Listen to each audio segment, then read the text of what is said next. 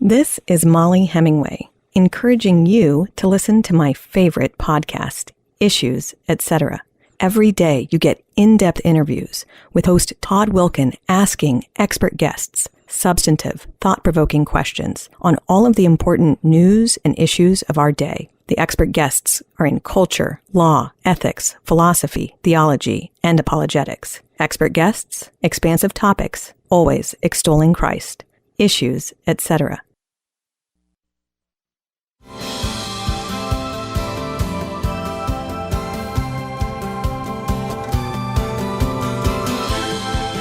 It's been 11 years since Obergefell came down, and it was a decision that, well, we were promised that it would just narrowly deal with the issue of same-sex marriage and that it would just be about marriage. And it's turned out, wow, it's not just about marriage, that same-sex marriage has brought us a lot of other things, and especially things that are harmful to children.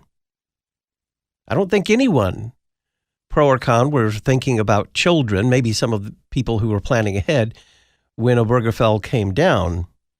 But at the time, many in the Republican Party said, well, you win some, you lose some. We don't want to be bigots. We'll get on the same-sex marriage bandwagon. But recent polling says they're jumping off the bandwagon. Welcome back to Issues, Etc. Joining us to talk about declining GOP support for same-sex marriage, Katy Faust, a married mother of 4 children in Seattle, founder and director of the children's rights organization, Them Before Us. She's leader of the Greater Than campaign, editor and author of a chapter in the book Pro-Child Politics, and a recent column for The Federalist. Republicans supported gay marriage rights until they saw it destroyed children's rights. Katy, welcome back. Thanks for chatting with me about this, Todd. I think it's important news, and we need to talk about why support is falling so drastically. So let's kind of rewind a little bit. Why did so many Republicans board the same-sex marriage bandwagon? Well, I think it's because the other side, the pro-gay marriage side, effectively made a pitch to traditional marriage supporters, to Christians, to conservatives, and really just build the redefinition of marriage as the metric of how much you love your gay family and friends. And the truth is, Christians and conservatives do love our gay family and friends. We may disagree about some of their decisions, but we love them. I would say despite the disagreement, the Christians that I know are very serious about serving their friends that identify as LGBTQ, helping them in times of need, even though they may not agree on all the different policy issues.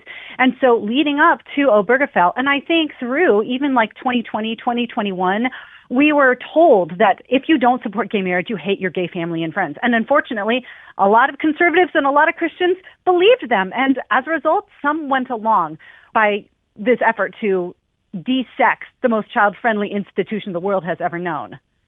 What were we not told about same-sex marriage? Well, some people were warning that this wasn't just about insurance benefits and it wasn't just about hospitalization visits. Some people, myself included, and several others, were saying, actually, this is pretty important as it relates to children's right to their own mother and father. And we warned, if you redefine marriage, if you make husbands and wives optional in marriage, mothers and fathers will become optional in parenthood laws. And that's exactly what happened. There was a huge cascading effect on the redefinition of marriage that extended far beyond just quote unquote what happens in the bedroom that we're supposedly supposed to stay out of and that is none of our business. Predictably, when you swap out the procreative center of the marriage relationship, the entire solar system, the entire constellation of marriage and family laws are going to reorient around that definition of marriage that has nothing to do with a mother and a father and everything to do with adult validation.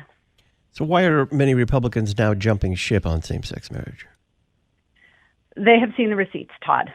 We have watched for 11 years, and we have seen that actually this has a lot more to do with a complete societal reorganization than it simply does about whether or not you love your gay family and friends. We have watched states strip the words mother and father out of their parenthood statutes. We have seen pedophiles acquire children, same-sex couples, in hospital beds with newborns on their chest that they have purchased from their mothers. We have seen mother and father expunged from birth certificates and parent one and parent two replacing it. We have seen the redefinition of infertility so that singles or same-sex couples can be deemed infertile, so that insurance companies or states can subsidize the manufacturing of motherless and fatherless children. And we've seen everybody be called a hateful bigot for refusing to say, actually, it's okay for two men or two women to raise a baby. And so Republicans are fine. If gay marriage just means we love our gay friends, seems like a lot of them support it. But once you come for the kids, that's the time when conservatives and Christians are going to say, yeah, you've lost me. How did same-sex parenthood follow inevitably from same-sex marriage? Well, if, according to Justice Kennedy, same-sex couples need to be afforded the full constellation of benefits, which is what he said, then what are some of those benefits? Well, the whole reason why government has an interest in marriage at all is because it has an interest in children. So parentage law is directly connected to marriage law. So once you make men and women optional in marriage, mothers and fathers become optional in parentage. So they desexed marriage in Obergefell. They advanced this argument in the name of, well, marriage has nothing to do with kids, because how else could you have two men or two women in a marriage? So they said marriage has nothing to do with kids, and they got Obergefell in 2015. And then they turned around and said, now we have marriage, give us children. And that's what happened in 2017 with Pavon, a case in Arkansas where two lesbians said, hey, one woman gave birth. She said if I had been married to a man, he would get the presumption of paternity and immediately be granted parental rights. But now I'm married to a woman. This is going to be a presumption of parentage. And now she is going to be the other adult that is going to get parental rights. And so we have seen the total reordering of the familial universe to deliver children to same-sex couples in the name of being constitutional. And so we've all watched that, and we've all seen that there's this drastic change that has taken place, and it obviously was the inevitable result of scrubbing male and female from the marital relationship. So go into a little more detail about how paternity was replaced with parentage. Well, this is actually really important because we have long worked to tie mother, father, and child together in our laws. Marriage does that by formalizing the relationship between the man and the woman. And here's the challenge for every society. Mothers and babies have always been connected, right? Until surrogacy, it was very, very clear that wherever the child was born, the mother was in the room. The question for the law always was, how do you ensure that the father stays connected to the baby, even if the father is not even in the room? Maybe he's not even in the country. The solution that our society, our common law, going back 400 years, devised was that the man married to the woman would be presumed to be the father of the child. And that was a pretty fantastic construction, because that unites a child to both biological parents in nearly 100% of cases. It is the way that states automatically grant you the right to take home a vulnerable newborn from the hospital. Well, same-sex couples said, well, we want to have that presumption too. So they twisted the language and they said it's not a presumption of paternity because, right? I mean, how paternalistic is that? Like, what a repressive institution that would think that it's always the father that's married to the woman. Now it's going to be a presumption of parentage, but applied to same-sex couples, instead of uniting children to both people to whom they have a natural right, in 100% of cases, it separates a child from at least one adult to whom they have a natural right. It will always separate them from their mother or father when you apply this same-sex lens through this 400 years of common law. And so same-sex marriage has inverted some of the major protections that we used to fortify the family unit, and instead, it's destroying it. Tell us about the Uniform Parentage Act. So what this was the Uniform Law Commission created these recommendations for every state if they wanted to, quote unquote, update their parentage statutes in line with Obergefell, in line with gay marriage. And what it did is it stripped the words mother and father out of all of its parenthood language. It included new pathways for adults to acquire children. So what are the two legitimate ways to take that vulnerable newborn home from the hospital? Number one, biology. If you gave birth to the baby, that baby belongs to you. Number two, adoption. You've undergone screening and vetting and background checks to prove that you're going to love that child as if they had been born to you. But same-sex advocates were not pleased with that because both of those, they felt, created too many unnecessary hurdles for same-sex couples. So the Uniform Parentage Act created new language, new pathways for unrelated adults to acquire children without the biological or the adoption safeguards in place. That was intent-based parenthood.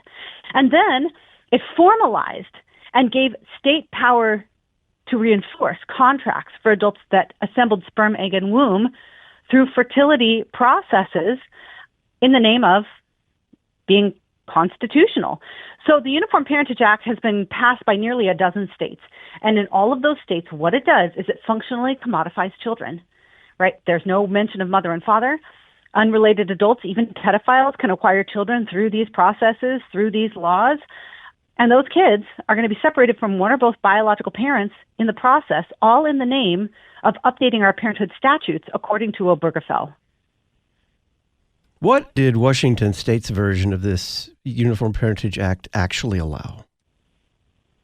So I was there. Washington State was one of the first states to pass the updated version of the Uniform Parentage Act, and I was there when the Senate sponsor, Jamie Peterson, who's a gay man with 4 surrogate-born boys. Of course, they're all boys. You know, you get to sex select here, and he and his partner wanted boys. And he was one of the main drivers of the Uniform Parentage Act here in Washington State. And it does everything that I said that it does. Like now our parenthood statutes are gender neutral. You won't see man, woman, husband, wife, mother, father listed in them. It creates these opportunities for unrelated adults to cut and paste children into their relationship, even if there's no biological relationship, even if they haven't undergone screening or vetting. It has commercialized surrogacy and now allows for all kinds of fertility tourism that has come in through our state, where people that don't belong to our state or even don't belong to our country can come in and formalize these child commodifying arrangements in the name of updated parenthood statutes. It is, quite frankly, the buying and selling of children in the name of gay rights. And you had mentioned this before. How did these laws reclassify infertility? Well, what happened is some of these same-sex couples who obviously, if they want to have a biological relationship to their child, which the vast majority of them do, you know, that's another thing. A lot of the arguments leading up to Obergefell is, oh, you'd rather have children remain in foster care than be adopted by a loving same-sex couple. See, this is why we need gay marriage.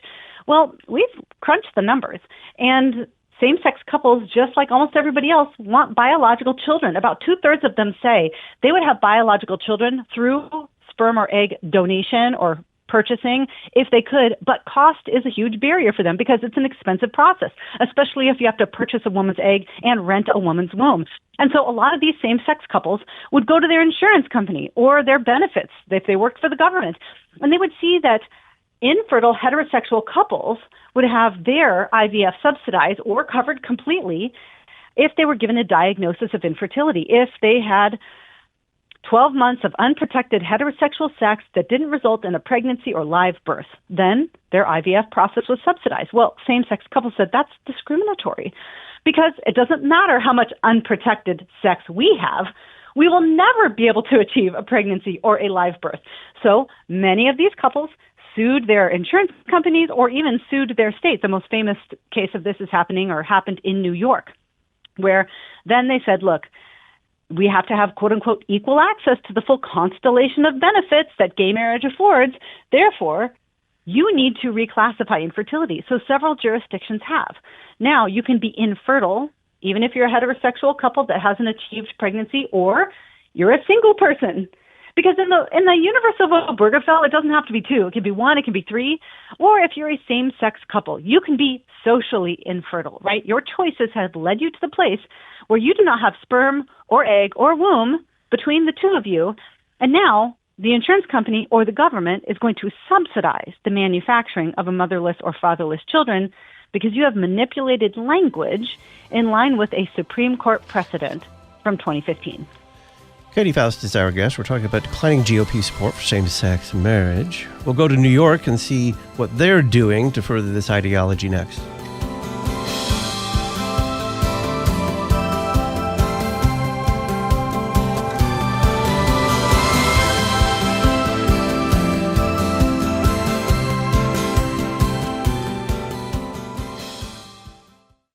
Here's an easy way for you to help us contend for truth in an age of anti-truth. Subscribe to the Issues Etc. podcast with YouTube, Spotify, and Apple.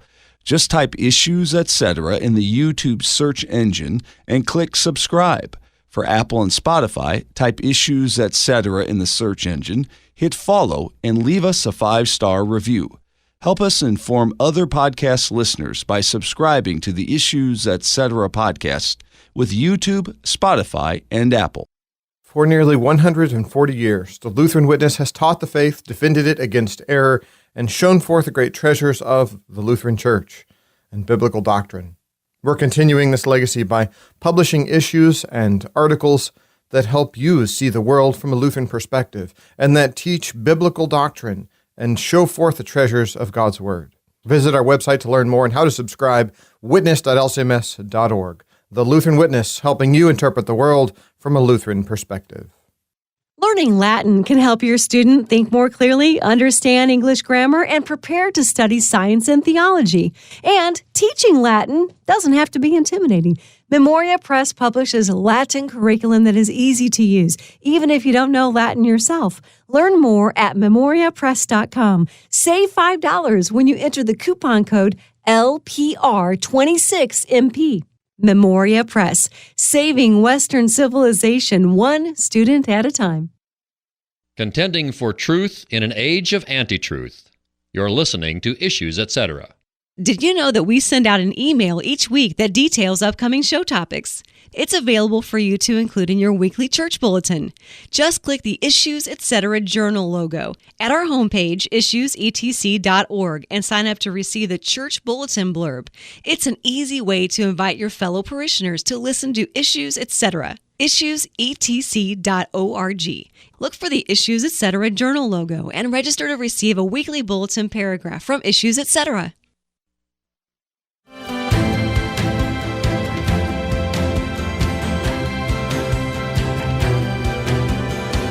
Lutheran Church Missouri Synod congregations operate the second largest parochial school system in the U.S. Find a Lutheran school near you at lcms.org/schools, lcms.org/schools. We're talking about declining GOP support for same-sex marriage with Katy Faust, founder and director of the children's rights organization Them Before Us. Katy, take us to New York and tell us what is happening there regarding this. Well, this blew up about 2 weeks ago, where New York made headlines because they were scrubbing the words mother from their parenthood statutes and replacing it with non-gestational carrier. Let's see here. Which one was it? The gestational parent and the non-gestational parent, which is scientific gobbledygook for mother and father. But again, like, you can't say mother and father in a gay-friendly state because even just mentioning the biological reality sounds sort of discriminatory. So they were updating their language to remove the words mother and father from their parenthood statutes, and everybody was so angry. What is Kathy Hochul doing? And the answer is Kathy Hochul didn't do anything. Gay marriage did this. And it didn't just happen 2 weeks ago.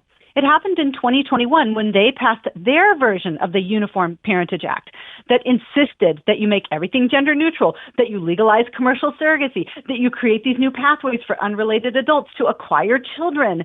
That's what happened in 2021. They had a bill called the Parent-Child Security Act, which really just means the adults who are ordering and purchasing the children make sure that their purchase is secure. The child receives only insecurity as it relates to the relationship they have with their own mother and father. That was passed in 2021.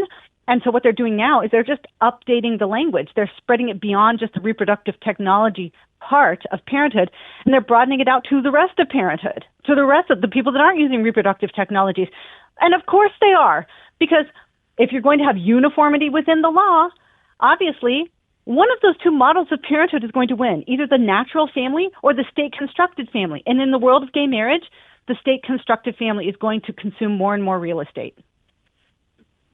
How did the transgender movement move the needle for Republicans as well?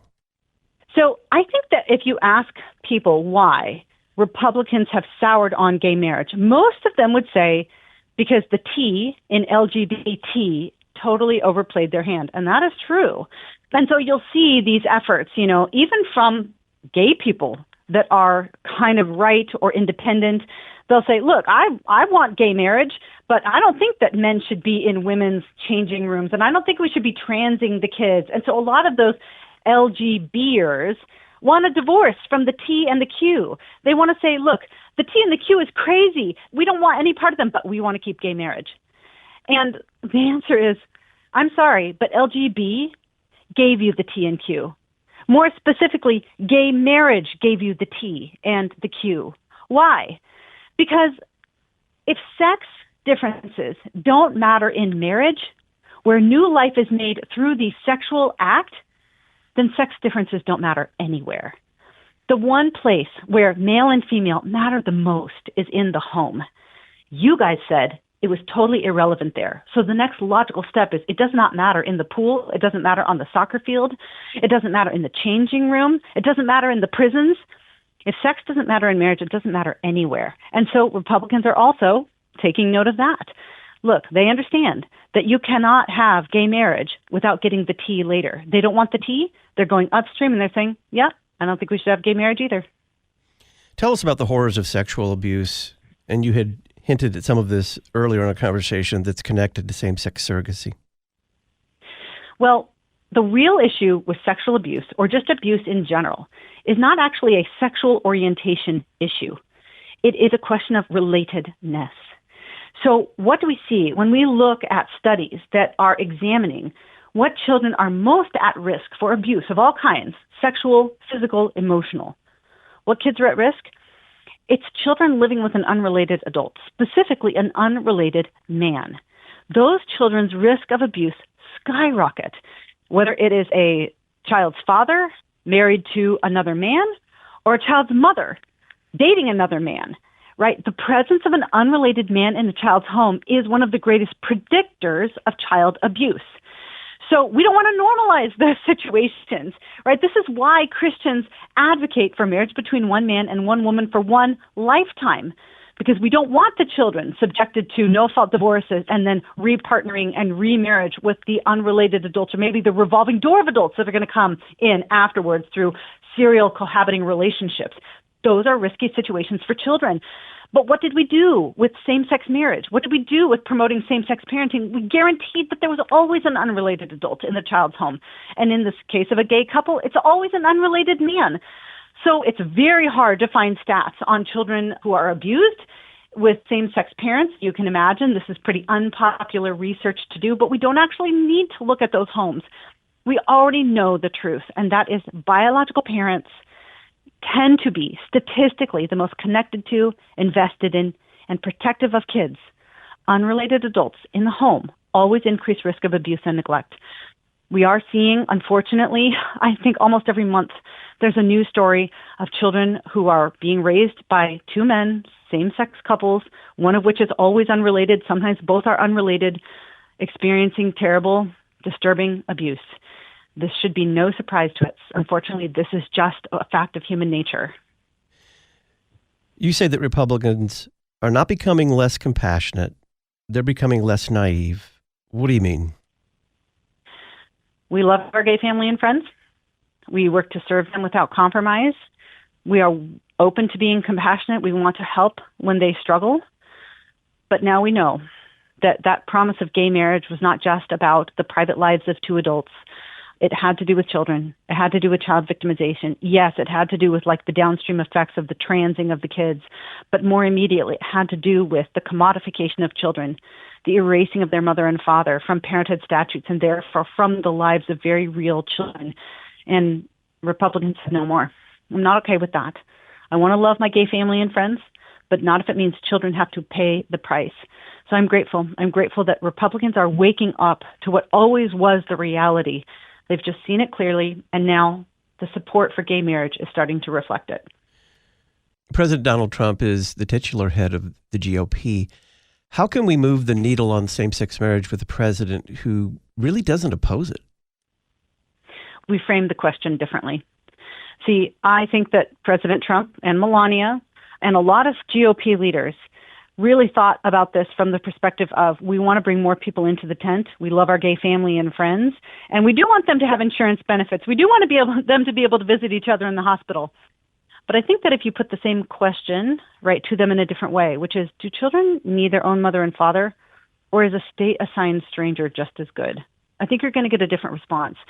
And so that's what we're working to do at Them Before Us. I'm also spearheading the national coalition, the Greater Than Coalition to Overturn Gay Marriage. I'm very, very grateful to say that Issues, Etc. is a part of that coalition. And that's what we're doing. We're going to reframe the way we all think and speak about marriage, not as a way to love our gay family and friends, not as a states' rights issue, not as a sacred institution, not as just a religious liberty matter. We are going to talk about it as a matter of child justice and child protection, because that's what it is. And I think that when we frame it that way, we're actually going to be able to change opinions, not just with the normies down below, but I think we're going to reach all the way to the top of the GOP as well. Katy Faust is a married mother of 4 children in Seattle, founder and director of the children's rights organization, Them Before Us. She's leader of the Greater Than campaign, editor and author of a chapter in the book Pro-Child Politics, and a recent column for The Federalist. Republicans support gay marriage rights until they saw it destroy children's rights. You can find a link to this column and to Them Before Us on the Talk On Demand archives page at issuesetc.org. Katy, thanks. Thanks much, Todd. Tuesday on Issues, Etc., we'll discuss why Andrew Sullivan can't separate the LGB from the TQ with Glenn Stanton. And we'll look forward to Sunday morning, according to the One-Year Lectionary, talking with Dr. John Bombaro about the parable of the lost sheep, lost coin, and the prodigal son in Luke chapter 15. I'm Todd Wilkin. Thanks for listening.